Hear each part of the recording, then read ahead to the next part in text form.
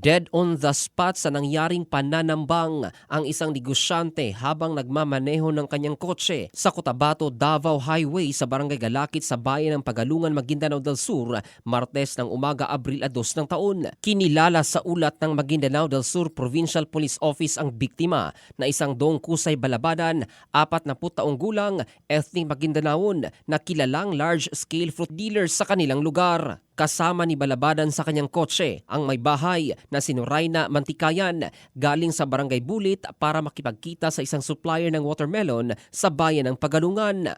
Habang binabaybay ng mga biktima ang daan sa Barangay Galakit ay biglang pinaulanan ng bala ng mga hindi pa nakikilalang mga salarin na humantong sa pagkasawi ng biktima habang nakaligtas naman ang misis nito. Tumakas ang mga sospek sakay sa kanilang mga motorsiklo na patuloy ngayong pinaghahanap ng Pagalungan Municipal Police Station, katuwang ang intelligence agents mula sa 90th Infantry Battalion.